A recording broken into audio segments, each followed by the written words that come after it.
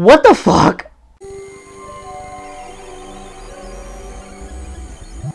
We need to do something. And we need to do something. We follow a dysfunctional family who's hiding out in their bathroom because an intense storm has rolled into town.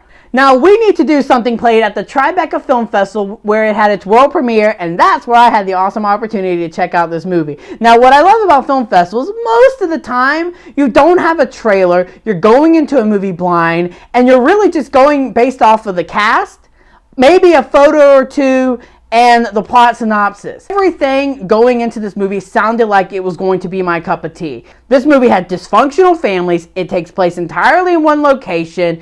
It has Pat Healy, and its title is We Need to Do Something. That's a great title.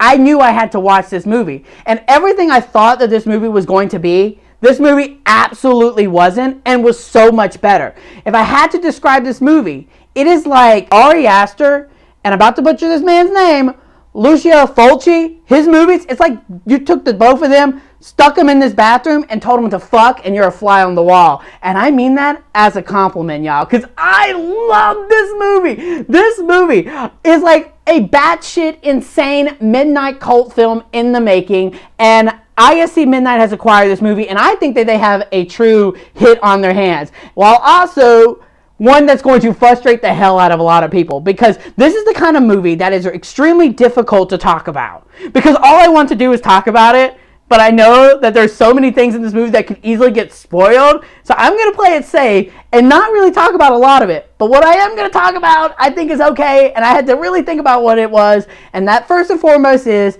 this movie, narratively, is taking some massive bold swings. And while they don't all necessarily hit, some performance choices are weird. I love and appreciate the audacity this movie had to just go there for it and not give a single fuck. And I will say, there is a textbook example of how to do a jump scare in this movie. And when I say jump scare, I mean like Insidious, the demons behind the girl level jump scare, where every time you watch it, it gets you. There is a jump scare in this movie that is so damn effective that I cannot wait to see this movie again in a theater, hopefully, where I can see people's reactions to it, because my God, did it get me. Like, there's so much happening and all the characters are doing really weird things at times, and you're just like, why is that? What is that? Why is that? And then there's this thing going on outside that you're like, what is going on outside? To the point that it makes you beg the question, what's worse? What's going on in this bathroom or what's going on outside?